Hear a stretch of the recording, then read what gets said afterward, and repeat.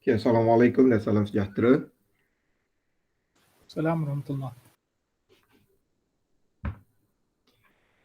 So kita sambung kuliah kita dengan tajuk yang hampir serupa dengan Hardy Cross Method. Cuma pada kali ini metod yang digunakan dinamakan Quantity Balance Method. So di dalam Quantity Balance Method ini, kita kata kita masih lagi mencari kadar alih dengan cara try and error sebenarnya. Tetapi penggunaan quantity balance method lebih kepada keadaan sekiranya aliran ataupun jaringan pipe itu lebih tidak serupa seperti Hardy Cross method. Maksudnya ia tidak dalam keadaan bentuk net macam gitu. Okay. Dia lebih kepada daripada satu punca pergi ke tempat lain dan ke tempat lain. Okay. Jadi quantity balance method ini digunakan untuk mencari kadar alir, flow rate, untuk setiap pipe sekiranya nilai turus beberapa tempat dalam sistem pipe telah diketahui. So beza yang keduanya ialah selalunya quantity balance method melibatkan ketinggian yang berbeza. Berbanding dengan Hardy Cross method lebih kepada ketinggian mungkin kita kata sama lebih kurang sama, maksudnya ketinggian tidak mempengaruhi kadar alir tersebut, tetapi kita kata jaringan air di dalam setiap pipe yang perlu kita cari. So quantity balance method lebih kepada maksudnya yang bukan sistem jaringan seperti ini. Okay. Dan kita kata ia melibatkan ketinggian inlet dan outlet. Idea yang sama, pengiraan dibuat berdasarkan nilai kehilangan, losses dan kadar alir yang berlaku pada setiap pipe. So di akhir pengiraan, jumlah kadar alir masuk tidak sama dengan jumlah kadar alir keluar. Jika kadar alir asal perlu diubah, jika tidak sama, maksudnya nilai kadar alir asal perlu diubah. Selalunya nilai kadar alir asal adalah tekaan sahaja. So maksudnya apa yang saya tulis di sini membawa maksud, kita akan membuat prediction. So maknanya kita try predict untuk pengiraan yang pertama. Sekiranya tidak balance, so kita kena ambil pada tempat yang banyak, kita masukkan pada bahagian yang sedikit. Okey, jadi kita bermula dengan mewujudkan equation berkenaan dengan quantity balance method. Dengan anggapan kita mempunyai satu saluran pipe seperti ini, satu sistem pipe seperti ini, di mana daripada A bergerak turun, kemudian daripada C juga bergerak turun dan akhirnya akan bergabung di B, dan daripada B ia bergerak turun kepada D. Jadi seperti yang pernah kita belajar, sekiranya keadaan ini berlaku, bolehlah kita anggap bahawa ia mempunyai dua input dan satu output. Oleh itu, untuk memastikan continuity berjalan dengan baik, kita mengatakan bahawa dua input di sini akan menjadi total output pada D. Jadi apa yang boleh kita tulis? Kita bolehlah tulis seperti ini. So jadi kita menulis kadar alir pada AB campurkan dengan kadar alir CD akan sama menjadi total BD. So saya rasa pelajar tidak mempunyai masalah untuk memahami perkara tersebut. So kemudian kita kata kita cuba relatekan keadaan ini dengan rumus yang selalu kita guna, iaitu HF sama dengan KQ kuasa 2. Dan di sini kita kata kita membuat sedikit perubahan, iaitu kita daripada rumus HF sama dengan KQ kuasa 2, sekiranya kita bezakan terhadap Q, kita menulis DHF DQ sama juga dengan 2KQ. So yang ini saya rasa pelajar memahami kerana apa? Kerana kita bezakan kepada Q. Jadi maknanya Q kuasa 2 akan menjadi 2Q, cuma saya tulis sebagai 2KQ. Dia sebenarnya K 2Q. Okay.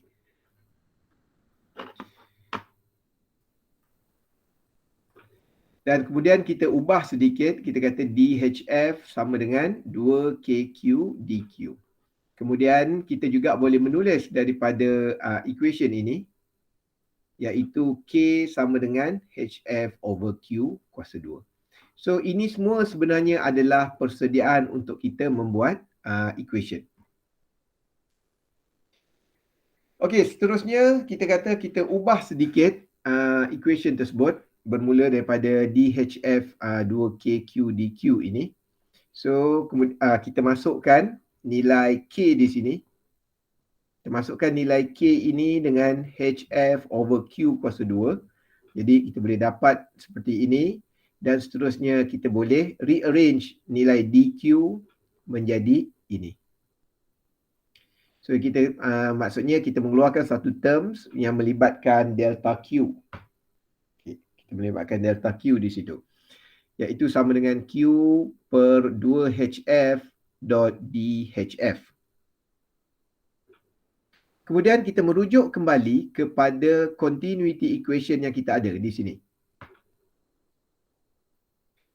Jadi apa yang kita buat daripada continuity equation, kita kata kita perlu seimbangkan semula nilai kadar alir yang kita telah ambil. Oleh itu kita kata kadar alir yang kita ada di sini ialah delta QAB, Q untuk AB, kita tolakkan sedikit delta QAB. Kemudian untuk kadar alir CB, kita tolakkan sedikit delta QCB. Dan kedua-dua nilai ini sebenarnya kita top upkan pada outlet di sini. So jadi pada outlet kita akan campur nilai ini. So pada outlet kita ada QBD campur DQBD. Okay. Di sini pelajar perlu berhati-hati kerana idea ini berbeza sedikit daripada Hardy-Cross method.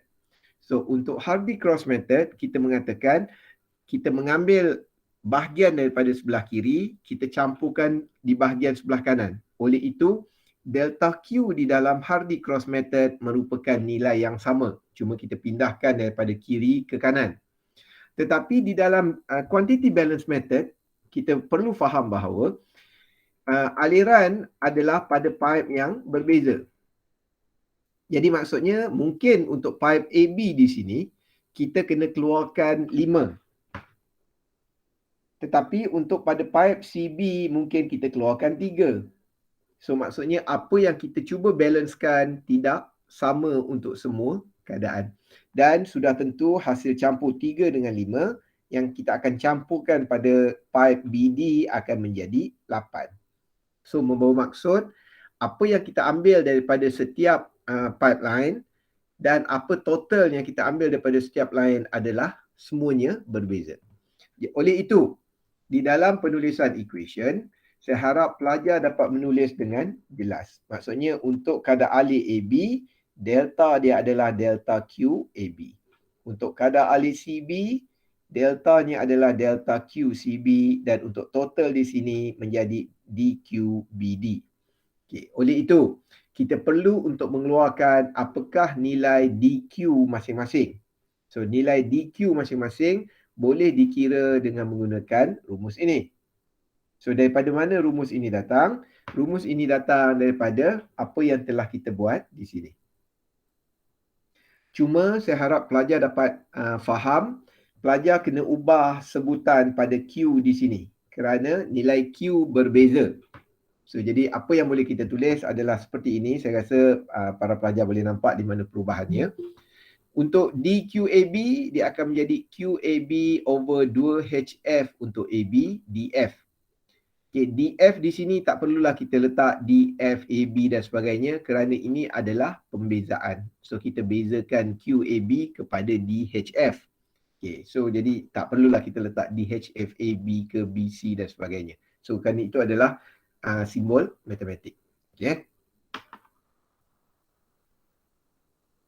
Kemudian untuk yang lain, so para pelajar boleh melihat di sini, kita ada DQCB dan kita ada DQBD. So kita ada di sini dan masing-masing boleh ditulis menjadi rumus yang sama. So kemudian apa yang perlu kita buat? Kita akan gantikan nilai ini dengan nilai yang telah kita cari. Oleh itu, continuity equation menjadi seperti berikut. So, jadi kita ada Q tolak QAB over 2HF. Di sini ada QCB tolak QCB over 2HF dan seterusnya. Ini adalah outlet total.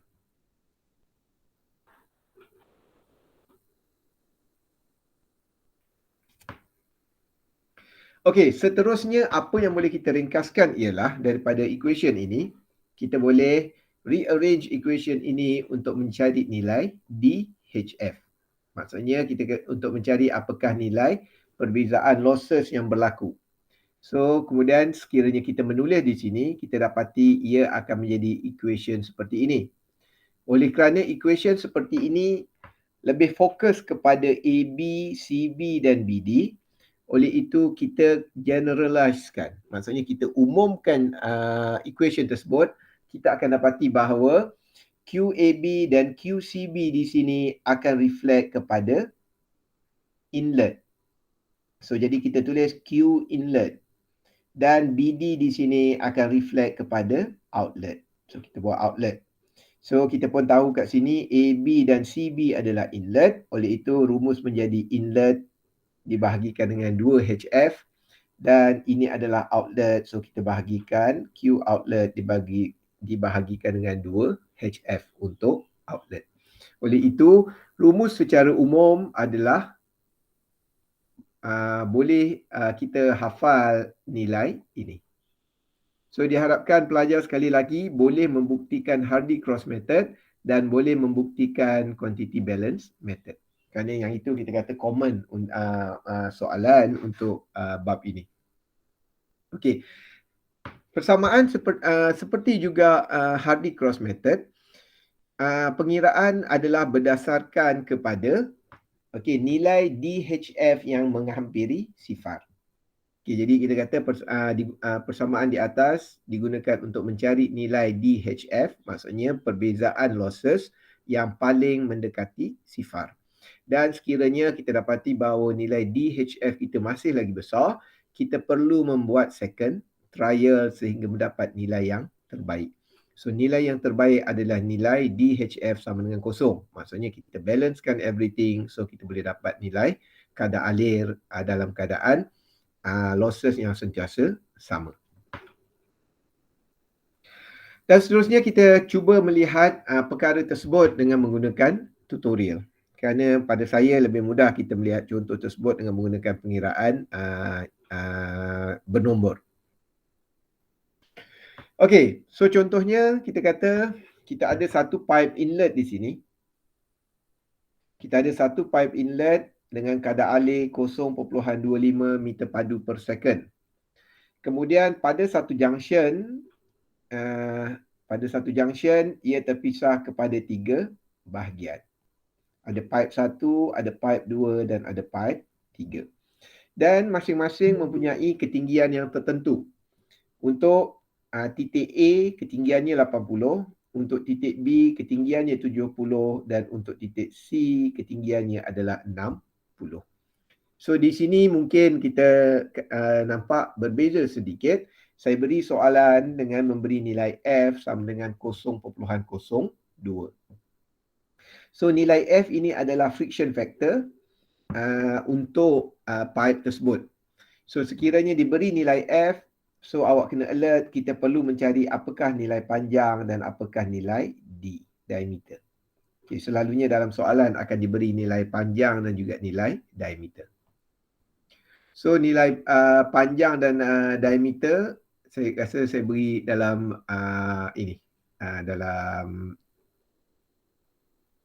dalam soalan. Saya tak nyatakan dalam. Okay, tak apa, nanti kita lihat. Okay, so to analyze the position of the inlet, so kita kena faham bahawa air akan bergerak secara natural. Okay, so bila air bergerak secara natural, kita dapati bahawa tentulah inlet mesti lebih tinggi daripada kedudukan Z. Kerana kita kata tak logik kalau kita kata air mengalir melalui J, tetapi air boleh naik ke tempat yang lebih tinggi. Okey. So, kemudian kita kata kita perlu imagine bahawa ia adalah secara graviti. Kerana pengiraan ni lebih kepada penggunaan secara graviti. Kerana kalau kita ada pump, tak perlulah kita mengira pembahagian kadar alir secara quantity balance method. Kerana apa? Kalau dengan pump, kita kata ia telah seolah-olah ada external energy. So, maknanya air daripada dalam perigi pun mungkin 5 meter di bawah tanah. So, kalau ada pump, air boleh dialir keluar. Jadi, maksudnya dia ada extra energy. So, dia dah tak boleh nak digunakan quantity balance method. So, jadi quantity balance method lebih kepada natural flow. Okay. So, jadi kita kena imagine bahawa tentulah inlet berada di tempat yang lebih tinggi kerana ada air yang perlu dihantar kepada ketinggian 80. Okey, dalam masa yang sama juga kita mengatakan bahawa kedudukan J juga mestilah lebih tinggi daripada 80 supaya kedudukan J boleh sebarang. Maksudnya kemungkinan dia berada pada kedudukan 75 katakan. Tinggi sedikit daripada B tetapi rendah sedikit daripada A. Walaupun dia tidak ketinggiannya tidak lebih tinggi daripada A, tetapi oleh kerana inlet di sini kita kata lebih tinggi daripada A, oleh itu ia tetap boleh mengalir ke kedudukan A.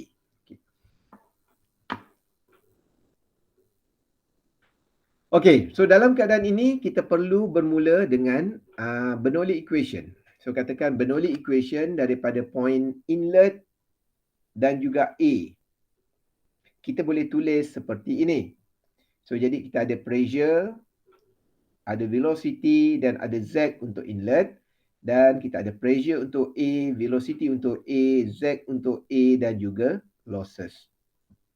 Jadi di dalam keadaan yang mudah ini, kita boleh katakan kedua-dua keadaan, inlet dan juga outlet di sini mempunyai atmospheric pressure. Oleh itu kita boleh kosongkan nilai pressure. Kemudian kita beranggapan bahawa air pada inlet, maksudnya pada permukaan inlet di sini adalah tenang, maksudnya tidak bergerak. Oleh itu had laju juga kosong dan had laju pada A di sini akan berakhir dengan kosong. So jadi kita had laju pun kita akan kosongkan. Okey, kemudian kita kata nilai Z. Okey, nilai Z di sini adalah ketinggian untuk inlet dan nilai ZA adalah ketinggian untuk outlet. So ketinggian untuk outlet kita telah ada dalam soalan 80, so kita letakkan 80. So HA adalah losses. So losses yang berlaku pada A kita beri sebagai HA. Okey, persoalan dia apakah nilai Z? So di dalam nilai Z kita kata kita beri assumption. So kita kata mungkin dia lebih tinggi daripada dia for sure mesti lebih tinggi daripada ZA. So katakanlah kita bermula dengan 150. Okay, nilai ini bergantung kepada awak untuk memberi assumption. So maksudnya kalau katakan awak nak assume 200 pun boleh, nak assume 1000 pun boleh, tapi kita kata berpada-padalah. So maksudnya mungkin 150, 100 ataupun 200 mungkin tekaan yang baik dalam soalan ini. Okay, katakan saya memilih 150. Okey, oleh itu sekiranya kalau kita ada 150 di sini, kita boleh mengira nilai HA, iaitu dengan cara kita bawa 80 ke sebelah. So 150 tolak 80, so kita ada 70. Jadi kita boleh mengira nilai HA, HB dan juga HC. So seperti ini. Saya rasa para pelajar boleh nampak macam mana pengiraan dibuat. So HA 70, HB 80 dan HC sama dengan 90. Okey. So kemudian kita buat table untuk kita mengira losses. Cuma di dalam soalan ini mungkin saya tertinggal nilai diameter setiap pipe tersebut.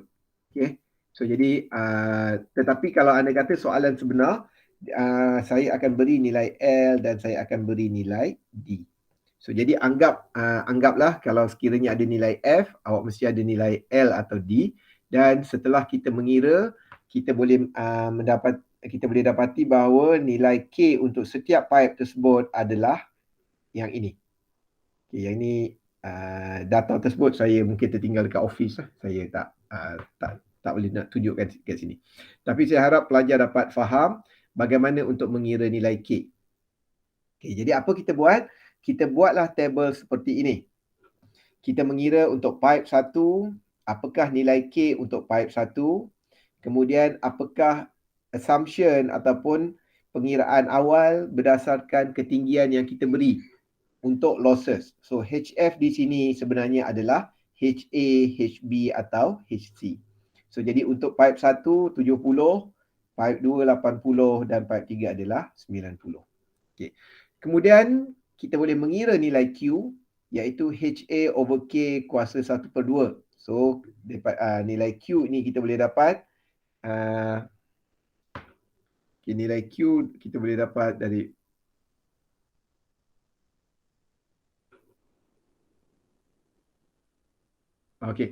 nilai Q ini sebenarnya adalah kita tahu bahawa HF sama dengan KQ kuasa 2. Oleh itu untuk mencari nilai Q di sini kita boleh rearrange equation ini menjadi HF over K dan kita hilangkan kuasa 2 dengan membuat square root seperti ini. So kita dapat nilai Q. So kita boleh mengira nilai Q sebagai 0.082, 0.079 dan 0.076. Okey.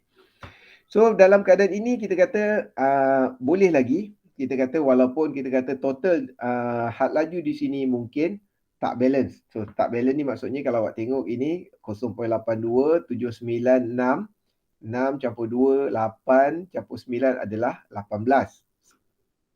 Adalah 17. Betul kan? Tetapi kalau kita tengok keadaan di sini, inlet dia di sini adalah 0.25.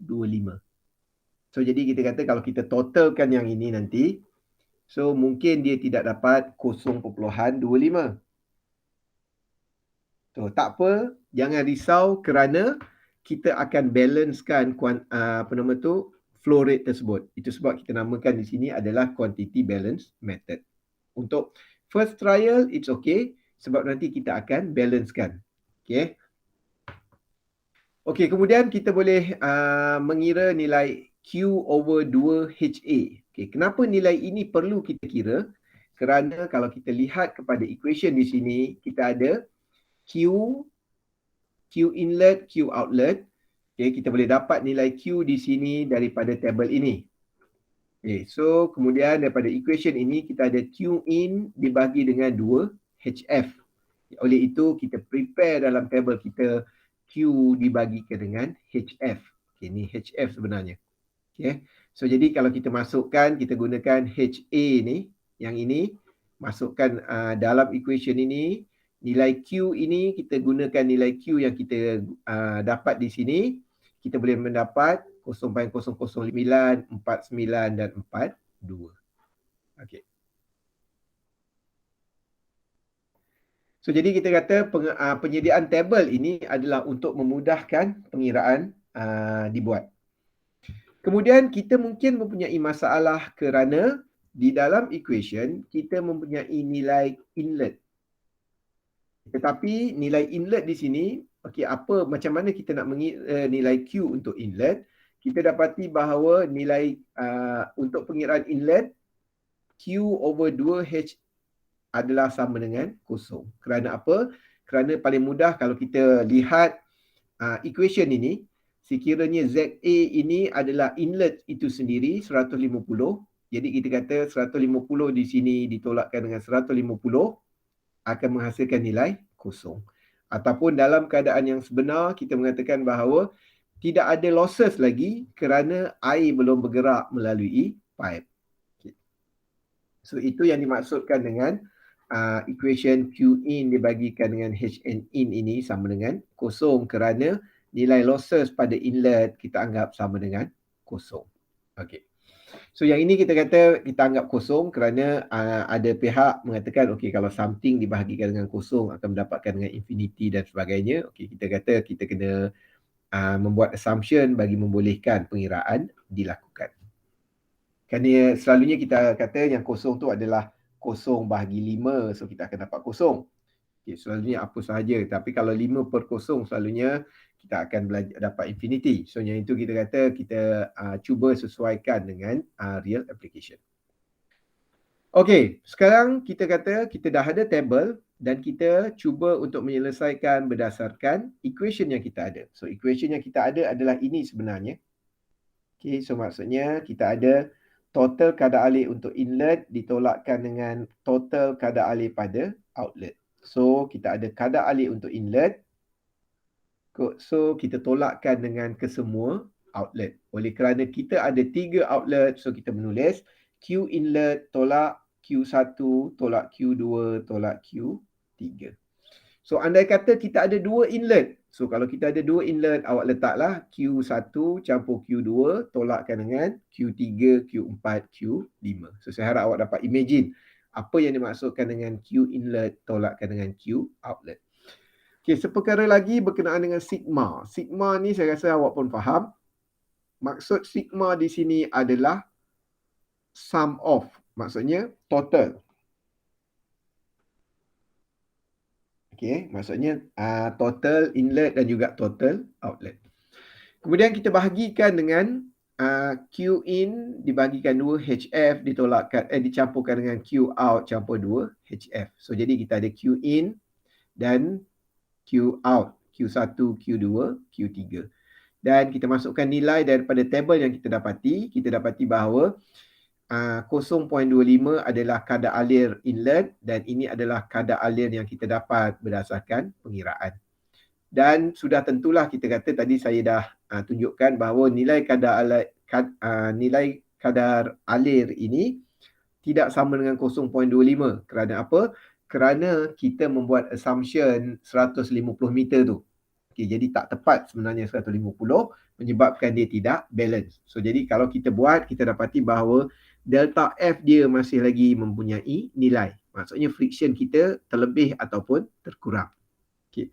Jadi apa yang kita buat ialah, so kita kata kedudukan inlet tersebut oleh kerana dia positif, kita campurkan 150 campur 8.67, so kita boleh mendapat 158.67